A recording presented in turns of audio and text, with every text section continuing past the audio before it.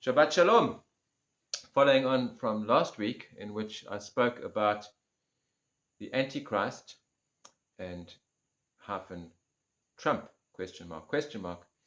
Um, I thought it would be good to attempt to answer the question, what next? If it is now, and if Trump is that figure, then what happens next? What should we expect to see next? And so I thought I would focus just on Daniel chapter 11 from verses 36 to 45. This is essentially a summary of what happens next. We can get a lot more details from other prophecies, from the minor prophets, from Revelation, from passages throughout a number of books in the New Testament, which give more details as to what this time will encompass. Daniel gives us a summary, and so for the purposes of a short talk, I'm trying to make my talks shorter and shorter. I'm never really succeeding, but in an effort to make this, we can't do a whole study in one talk of this time, the time which Jeremiah calls Jacob's trouble, and which we commonly know as the Great Tribulation. And so the question is, what happens next? Daniel gives us the answer, a summary of the answer. And so I'm going to read Daniel chapter 11 from verse 36 to 45, and then I'll go through it verse by verse, and we will unpack it a little bit further. The king will do as he pleases. He will exalt and magnify himself above every god, and will say unheard of things against the God of gods. He will be successful until the time of wrath is completed, for what has been determined must take place. He will show no regard for the gods of his fathers, or for the one desired by women, nor will he regard any god, but will exalt himself above them all. Instead of them, he will honor a god of fortresses. A god unknown to his fathers he will honor with gold and silver, with precious stones and costly gifts. He will attack the mightiest fortresses with the help of a foreign god, and will greatly honor those who acknowledge him. He will make them rulers over many people, and will distribute the land at a price.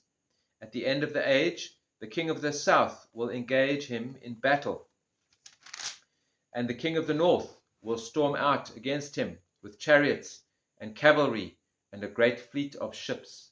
He will invade many countries and sweep through them like a flood. He will also invade the beautiful land. Many countries will fall, but Edom, Moab, and the leaders of Ammon will be delivered from his hand. He will extend his power over many countries.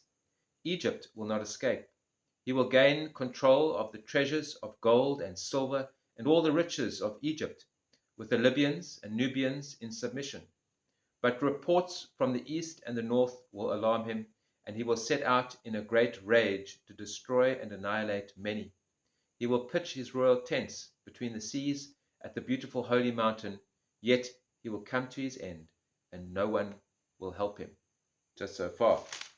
So there is a lot in those few verses, a lot of detail or summary of much more detail of what is to come next, what should come next, what is going to happen if Trump is indeed this mystical figure known as the Antichrist. We spoke about last week a little bit touching on the beast is a much bigger thing than one person, yet Daniel and Revelation speak of the horns on the beast, and we know from history that the horns on the beasts represent the actual people, the leaders. So the beast is a much bigger thing than just one man, and yet there are two men at the end who will represent that beast, who will be the figureheads who represent. One of them is referred to as the false prophet, who champions the cause of the bigger horn, which is the representative of the beast system. And so it's if our hypothetical question or possibility of President Trump being that horn, then there is a 4-year term of office, and so we should see things happening, biblical events happening in that 4-year term. And so the question today is, what comes next? Daniel describes it, and so let's go through it verse by verse to see what comes next and to see whether or not these things are in the purview of fairly soon history. So let's look at, I'll skip the first few verses. We looked at that last week. The king will do as he pleases.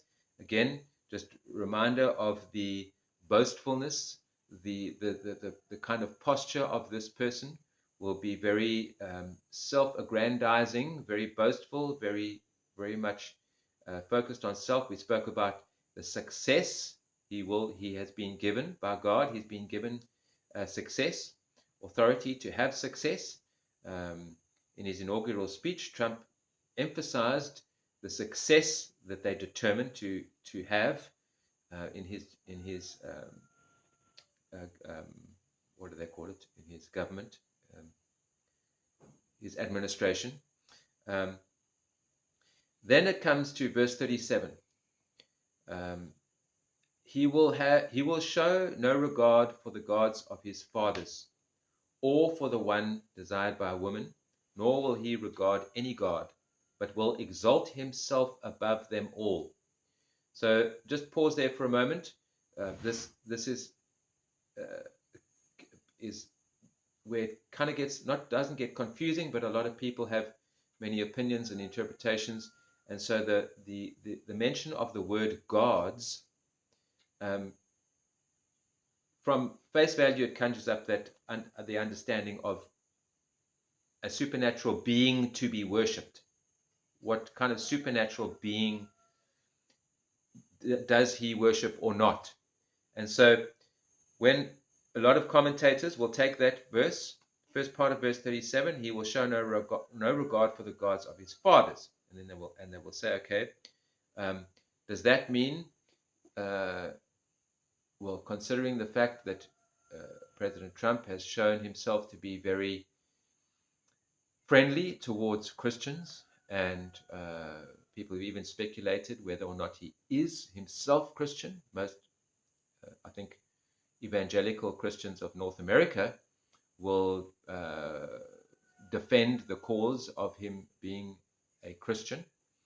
And so they will say, well, that can't apply to him because he does regard the gods of his fathers. So fathers being ancestors, those ancestors founding the America on, and the Constitution certainly, on biblical principles. And so no, it can't be him because he does regard the gods of his fathers. What we read, he has no regard for the gods of his fathers. So this is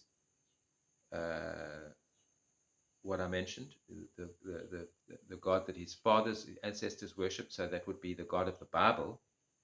Then it goes on to say, nor will he regard, or for the one desired by a woman.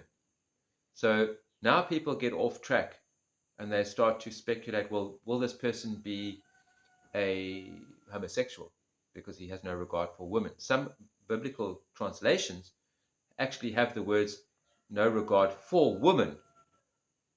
And so people speculate, well, and I myself have done this.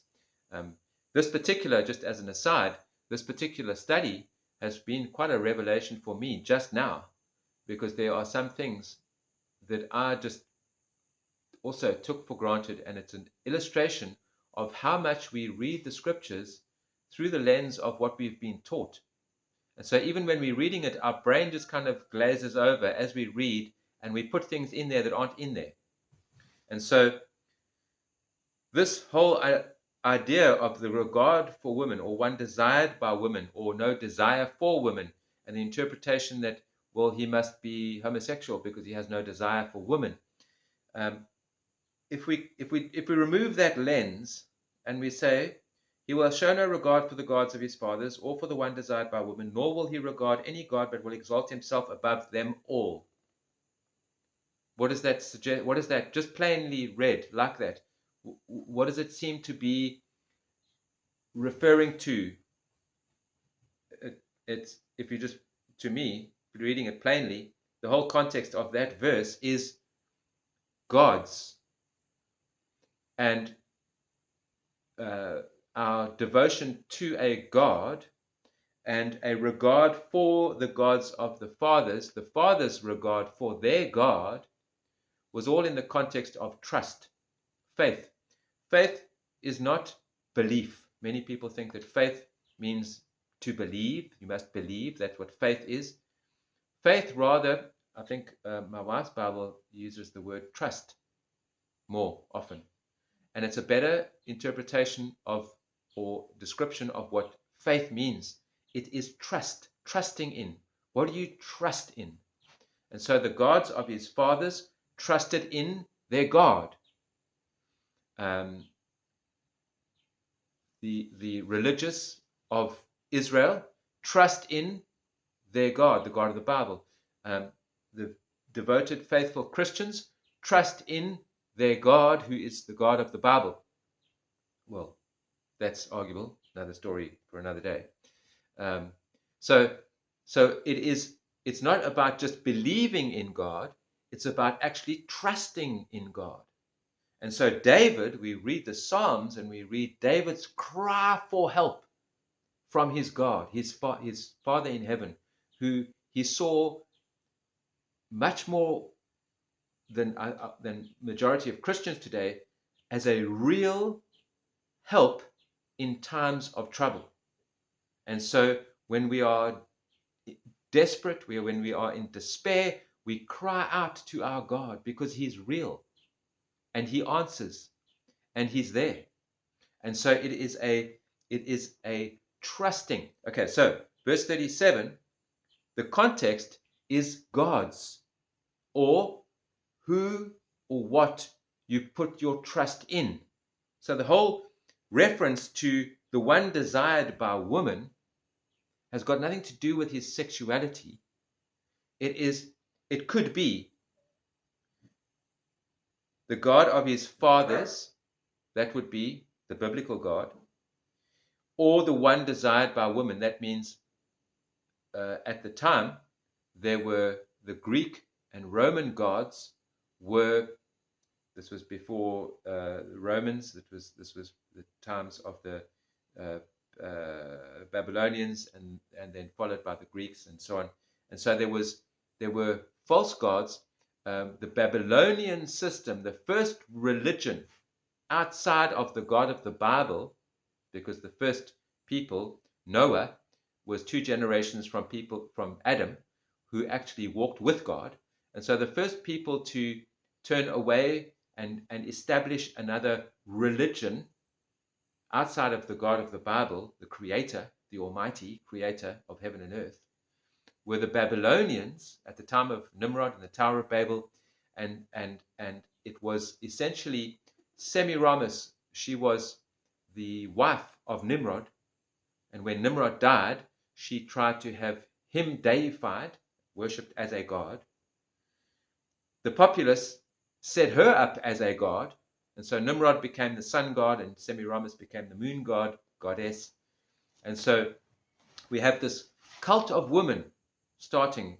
Ultimately, it turned into Diana and all the pantheon of Greek and Roman gods, which included fertility goddesses, and so Astarte and Aphrodite and all the female goddesses. The originator of them all was Semiramis, Ustre, or Ishtar. not Ustre, Ishtar, Semiramis, Ishtar was the same person. And so you have the one regarded, the one desired by women may have been maybe a reference to other gods. So there's the God, the creator, almighty God of Abraham, Isaac, and Jacob, or there are other gods, false gods, Ishtar, Semiramis, um, and so on. And so it could be a reference to those, um, giving weight to that idea is what he goes on to say, nor will he regard any god. And so it seems to be a kind of going through the list of gods. There is the Almighty Creator God. He is the God of gods. He is the God of the fathers. The fathers worship that God. Then there's the one desired by women, which could be these false gods, and then any god, any of the other pantheon of gods that existed in various cultures. But the emphasis and the point is that he exalts himself above these gods. And then all of this leads up to the next verse, which is very important, very interesting. Instead of them, he will honor a God of fortresses, a God unknown to his fathers. He will honor with gold and silver and with precious stones and costly gifts. And so this brings me back to what I said previously about where is the trust? And so the trust, the God, is not so much a supernatural, mystical being up in a cloud or up in a place called heaven or somewhere like that. Rather, it is a reference to where is a person's trust in this context. Where is this one, this leader, this Antichrist? Where is his trust? And what Daniel is saying, what the revelation to Daniel is saying, is that this leader who magnifies himself, who exalts himself, does not put his trust in any god, but himself and his fortresses. A god of fortresses. A fortress is a stronghold, a place that is safe from attack because it has defenses that are impenetrable. And so it's a fortress. An army would camp, would take their shelter in their fortress. A king's castle was a fortress. It had high walls, a moat around it, and his army would come inside, and it would be impenetrable to invaders. And so a fortress is a place where you feel safe and secure. And so he puts his trust in the safety and security that he can create around him. In the context of our day and age, what would that be? The strength of his army, the strength of the military might. And not only military might, but it emphasizes there for us, he honors this God of fortresses, this place where he puts his trust. He honors it with gold and silver, with precious stones and costly gifts. And so there is a great deal of wealth put into this God, this place where he has his trust, the fortress, the God of fortress. This is where he puts his trust. He puts his trust in his might, in his military might, in his dominion over all the nations of the world because of his economic power and military power. This seems clear to me of what it could be referring to. It seems clear to me that is what it's referring to. He puts his money in his power over others. This is the fortress. Certainly, in the context of what we're talking about, Trump has immense amount of confidence in the superiority of America as a superpower, as a world power, as the world power. He's already made statements that if anyone thinks that they going to take up the yuan, that is the Chinese currency as the reserve currency of world trade, then they will be cut off. They will be cut out, and will not trade with America. And so he has an immense amount of confidence, and certainly an immense amount of wealth at his disposal to put into this system that where he puts his trust. Verse 39. He will attack the mightiest fortresses with the help of a foreign god, and will greatly honor those who acknowledge him. So verse 39 is interesting. He attacks the mightiest fortresses. Certainly, if we take the world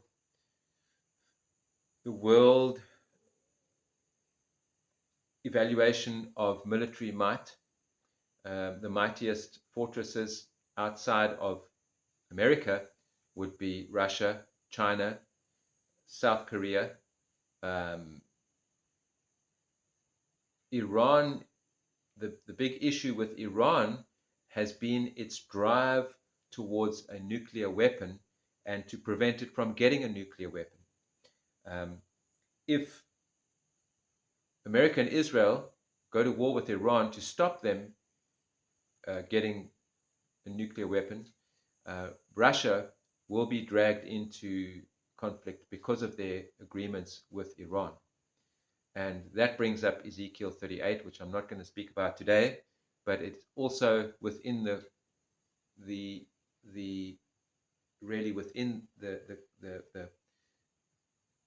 subject matter that we are speaking about today. And that is what happens next.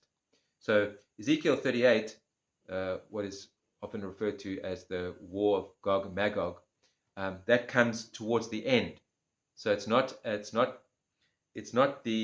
what I'm looking at today is the kind of more immediate events that we should see taking place. So he will attack the mightiest fortresses with the help of a foreign god. What might that foreign god be? The mightiest of fortresses, there are at the moment, the most immediate would be the supporting of Israel wiping out Hamas, and then that will bring the Houthis have committed to continuing to support Hamas, and will go back into action as soon as Israel makes any moves. Lebanon at the north, and it's all geared around Iran, and those are all Iran's what do they call them, kind of subsidiaries, and so the focus really is on Iran. So the initial thing really would be Hamas, and then following would be conflict with Iran, which will then bring about with these conflicts that we are reading about now. So he will attack the mightiest fortresses with the help of a foreign god. So the question then is, what is this foreign god? If we go back to what I said about God not necessarily being a mystical power in the air, but an entity, a force where you put your trust, where you put your hope and your trust and your confidence. And so the foreign god, clarified by the highest fortress with the help of a foreign god, and will greatly honor those who acknowledge him and make them rulers. It was in verse 38 in which he said, the God of fortresses, a God unknown to his fathers. Now he's speaking about a foreign God. So the God of fortresses was unknown to his fathers. One can assume that this foreign God is unknown to everyone, being described as a foreign God. It could be just that it's foreign to him. However, if we consider this interpretation of God as being something in which you put your trust and hope and confidence, and this being something foreign to everyone, or even just foreign to him, but something, so we could say something new, that what immediately sprung to mind, someone asked me the question recently, where does Elon Musk fit into the whole equation with the end times prophecies? If Trump is the Antichrist and this is his cabinet, and these are the people who he's put his confidence in, so how does that fit? How does Elon Musk fit in? And what? So certainly, as far as international conflicts, what we're talking about now, conflicts, goes, technology is the thing. I've spoken a lot in the past about weaponry and the powers through the ages, who have how empires have risen and fallen, and when they fall, what has been the reason for the fall. So apart from just the socio-political issues, when an empire is attacked, or a country, and what and I always use the 100-Year War between Britain and France as an example, because Britain had the longbow and France had crossbows which were more powerful than the longbow, but they couldn't be loaded as fast as the longbow. And France couldn't just get longbows and so equalize the playing field, because it took a lifetime to develop the strength, the physique for an archer to be able to shoot a longbow to the proficiency that the English archers could. And so you had to start from a child training shooting to develop the muscles and the physical structure of the body. Your left and right side were not the same because of the way the shooting mechanism works. Anyway, the point is that it's weaponry. It's superior weaponry. So when you have two armies facing off and they've got equal numbers and they've got equal proficiency in strategies, what is the thing that makes the one outweigh the other? Usually it is weaponry. And today we have kind of an equal. The difference between the nations is how many. So you've got tanks; they're all kind of pretty much equal in abilities. You've got aircraft, you've got artillery, you've got infantry and numbers of infantry, and so it's mainly just differs really on the physical numbers, but the power, the strength is pretty much the same. So the overall power is calculated by the number of what they have. Really, the clincher, and what I've seen happening over the last number of years, is the advancement of technology. We've seen it now in the conflict in the Middle East with Israel. The Iron Dome is very efficient. It's very good at protecting Israel from rockets.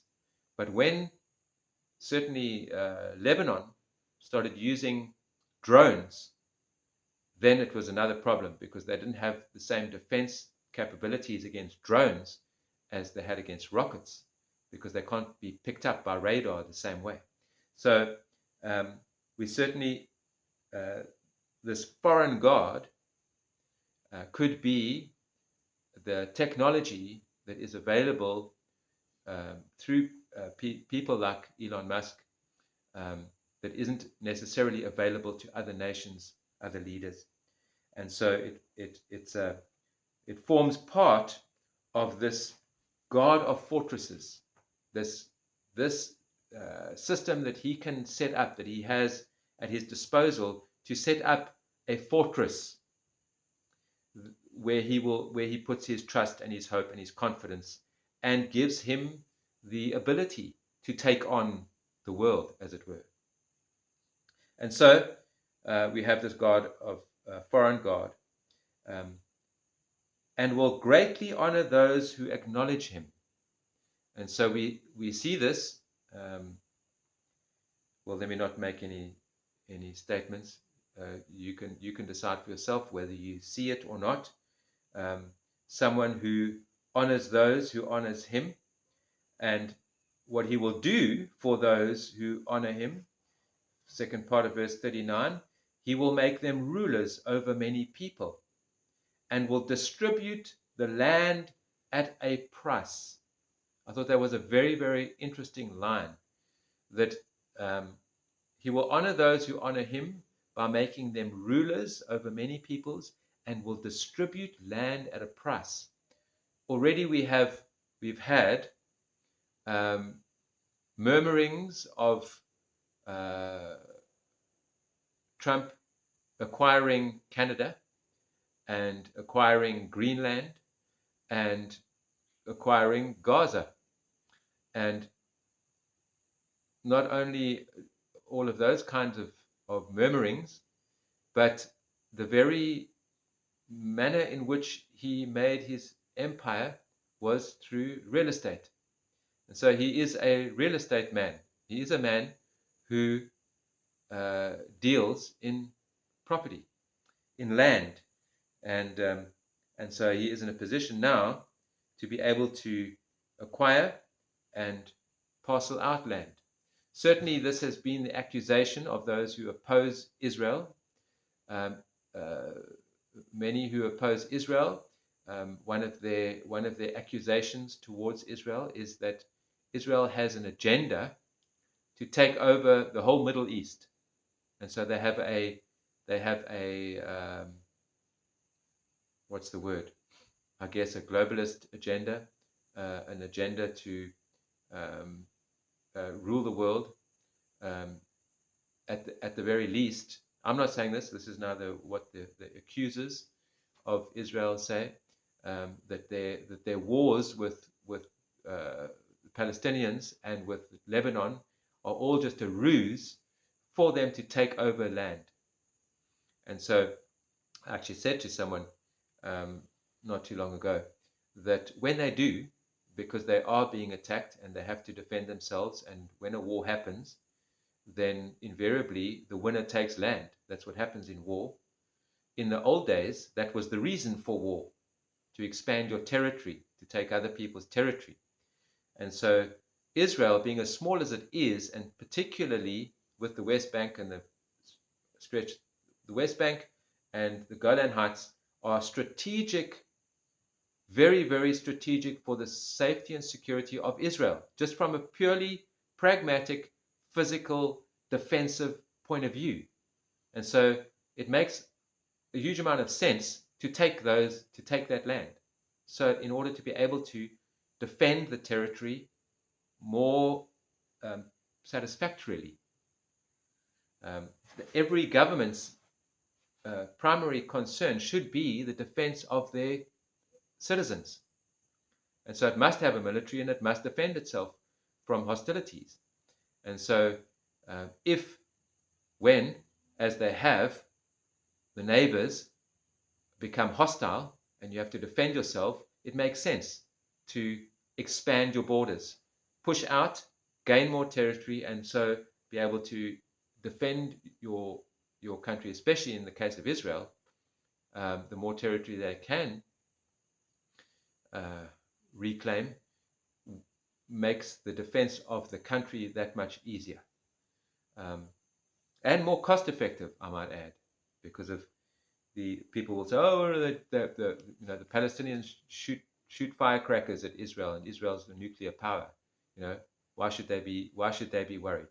The fact that Israel suffers so little damage is because of the immense amount of money it has spent on things like the Iron Dome.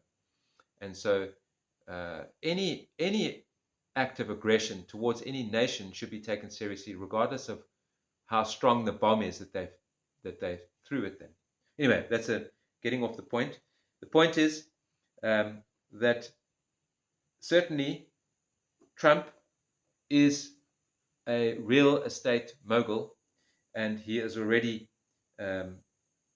making overtures about Gaza and setting up Gaza, and who will rule Gaza. Here we read that he will make those who acknowledge him, he will make them rulers over many people. And so again, I'm pointing out, we're going through Daniel. We're looking at what comes next, what happens next, and do the events of today, does it look like they make these things possible? Does it look like they make these things imminent? Certainly to me, they do. In fact, I would say all of these things that we're reading now are now 100% possible in the next, almost from today on. And so, verse 40, at the time of the end, the king of the south will engage him in battle, and the king of the north will storm out against him with chariots and cavalry and a great fleet of ships. He will invade many countries and sweep through them like a flood. So who is the king of the south? Chapter 11, which we are in, if you go back and read chapter 11, please do, you will see it's hugely confusing. You have king of the south, king of the north, king of the south, king of the north, king of the south, king of the north. So then, the next thing you have to do is, you have to go to the history books. It's much easier to just get a commentary or a study Bible or something and have a look at the research that has already been done on the topic, and you will see how this all unfolded in history. And so it's almost as though, well, it's not almost as though, I believe it is as though God used the visions of Daniel and then the history that followed as blueprints or pointers or a means by which we can interpret scripture more accurately.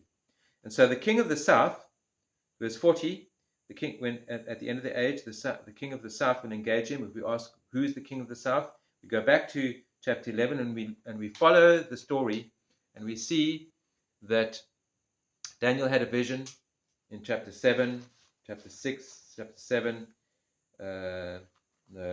chapter 3. Nebuchadnezzar has a dream. Daniel interprets the dream, and there's a statue, and there's head of gold, and so on. And we see that he interprets this dream, and Nebuchadnezzar, Babylon, is the head of gold. The Medes and the Persians are the chest, the two arms, silver, and then the torso is Greece, and then the legs of iron are Rome. These are the empires that this vision, the statue, represented.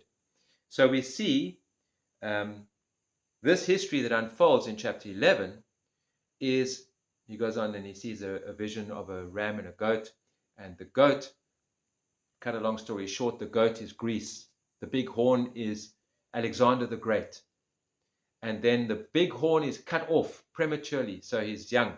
We know that this happened. Alexander the Great died young, and his empire, now the empires were started off with the head of gold, Babylon, then Medo-Persians, and so on. And so this empire that Alexander the Great then conquered and took over, and Greece then became the torso of bronze. This was every time that the empire changed, it expanded. And so the Babylonian Empire was a certain size, and the Medo-Persians came and expanded the territory.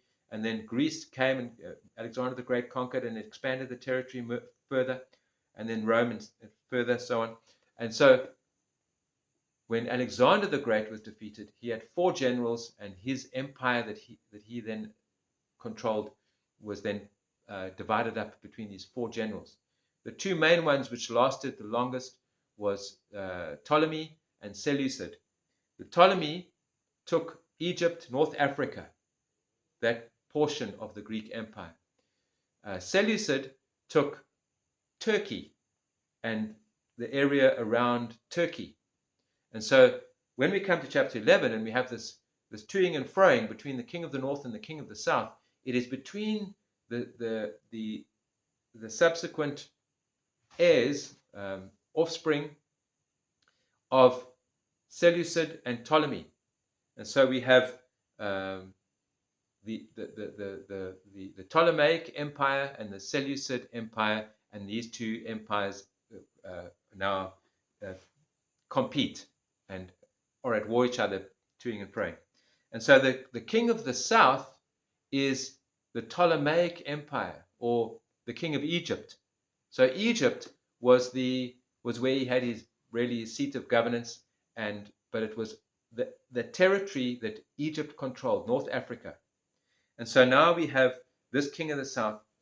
These empires are representative of what would come later. And so when we read of these things, they are a micro version of what today we see in a macro version. So the world has expanded, the empires have expanded, and so now we see it in a much bigger picture. So we could interpret the king of the south now in verse 40 to mean Africa, Egypt, and the rest of Africa. It's interesting that South Africa suddenly has become very prominent in international affairs. South Africa was the one who has taken Israel to International Criminal Court. South Africa is now in the crosshairs of America and President Trump and enforcing sanctions. South Africa is very prominent in the African Union. South Africa is seen really by Africa almost as the New York of America, or the America of Africa. So South Africa is very prominent in the African Union. The African Union has Palestine, the Palestinian Authority, as an observer, has given them observer status. They've had observer status. They are allowed to give a talk at the annual African Union gathering. Israel struggled for many years, for over 20 years, to get observer status. That was revoked. I forget exactly when, but it has been revoked, and Israel no longer has observer status in the African Union. So, Africa, certainly Egypt. King of the south was Egypt, was the Ptolemies. It could today represent all of Africa, or even everything south of Jerusalem, but certainly Africa. And so the king of the south engages him in battle. It's not hard to imagine that could happen. We are South Africa. Africa is more in league with Russia, with BRICS. South Africa is part of the BRICS nations, and so definitely much more in league, more in support of Palestine, the Palestinian Authority, than they are of Israel. In fact, they are very anti-Israel. So it's very likely that Africa, on the whole, certainly South Africa, will be antagonistic towards Trump and the American administration. So goes to war with the king of the south. The king of the south will engage him in battle, and the king of the north will storm out against him with chariots and cavalry and a great fleet of ships. Now, again, king of the north was Turkey. I looked into Turkey's military prowess. Turkey is I think the second biggest after America military in NATO. What I didn't know was that Turkey has a very sizable navy, and they do have. They were in, I think it was 2023. No, 2023. They were the 10th largest navy in the world.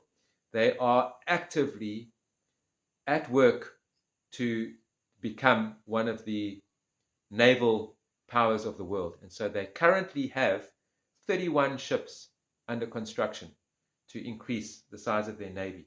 And so I thought that was very interesting, that it says explicitly that the king of the north will storm out against him with chariots and cavalry and a great fleet of ships. thought that was very interesting. This Antichrist figure will invade many countries and sweep through them like a flood. He will also invade the beautiful land. That for me was confusing. The beautiful land is Israel.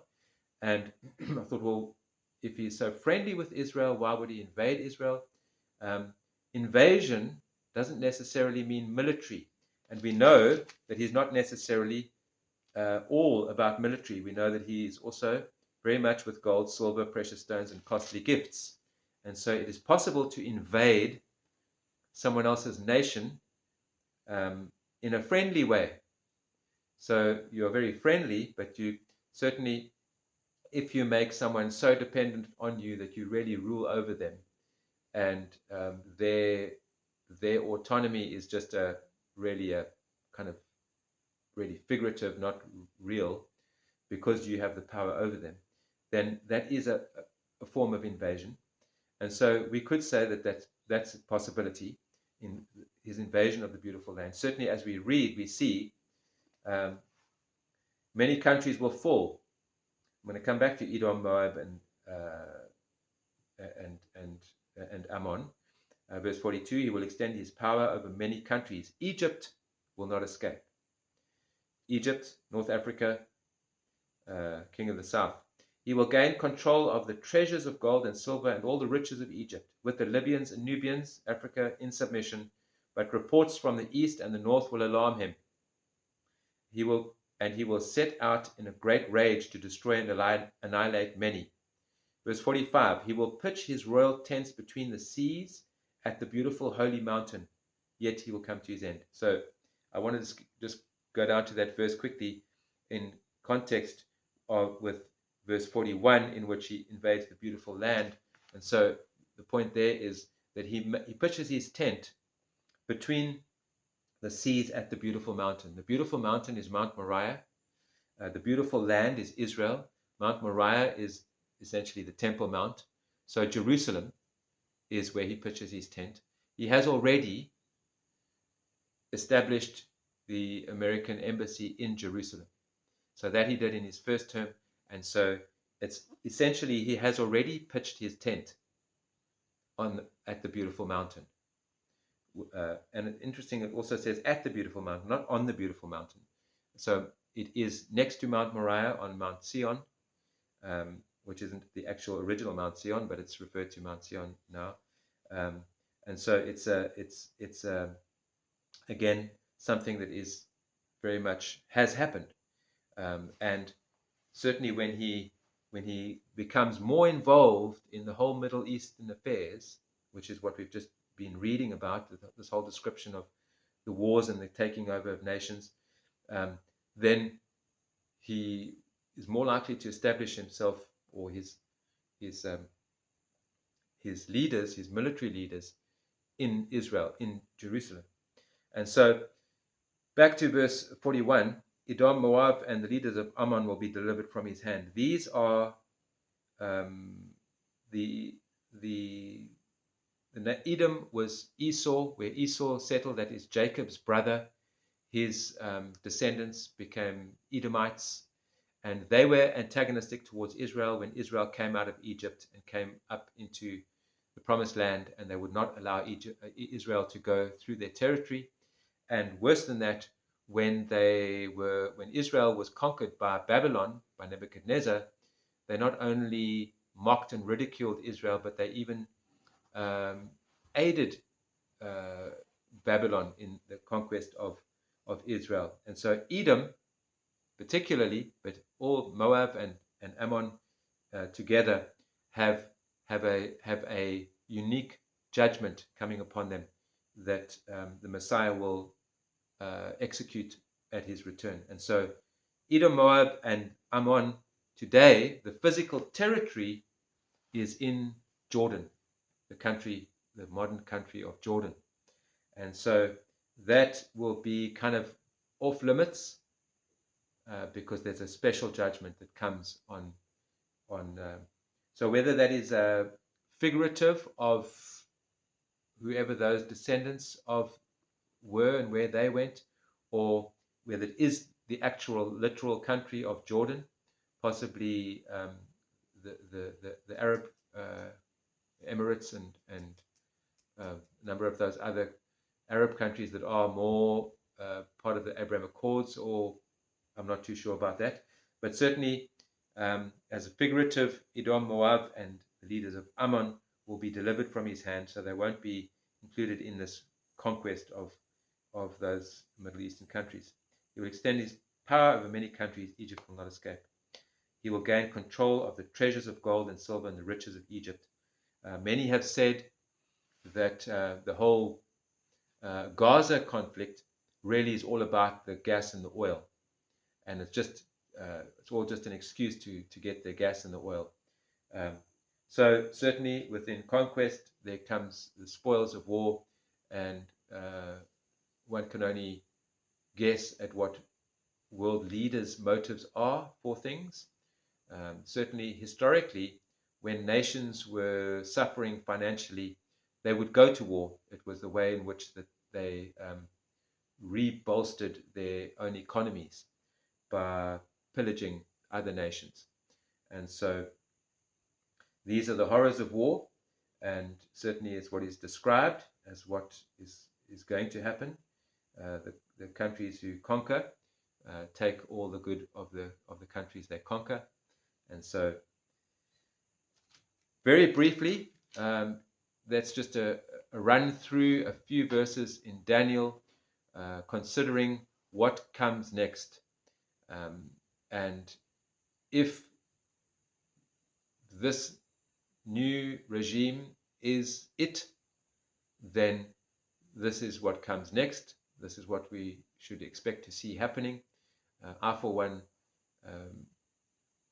see it as entirely possible.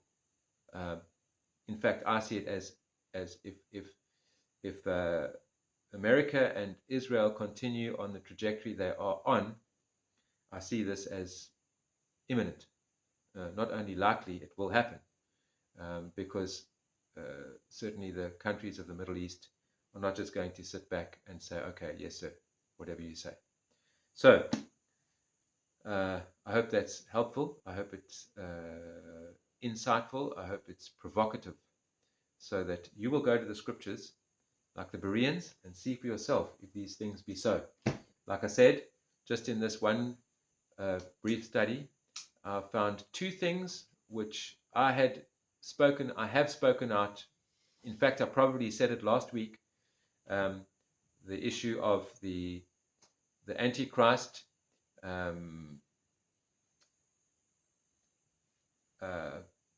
reneging on the covenant.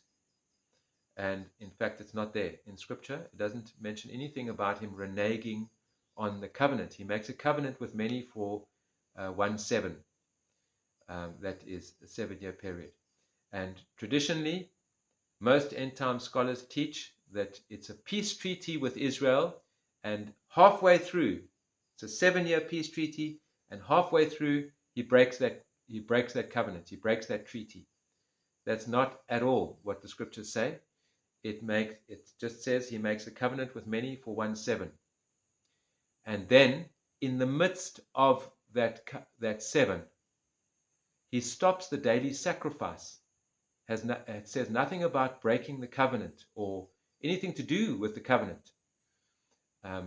It's merely a time frame. It's merely used as a time frame to describe when it happens. And what happens is that he stops the daily sacrifices and sets up an abomination of desolation, or another long story. But my point is that even now, just now, after so many years of studying and teaching eschatology, end times things, I'm still finding things that I've been wrong about, because I just assumed that what I'd learned is the facts. And when you read it, you kind of just, your mind just kind of goes through it and puts those things in. It's not stated in the text, but your mind just puts it in because that's what you learned. When you read the text clearly, with a clear head, without those thoughts, and you just read word for word, what is it saying, word for word, suddenly you discover things aren't exactly what you've been taught. So, all that to say, I hope at least I've provoked you to go to the scriptures and see if these things be so. Amen. Amen. Shabbat Shalom.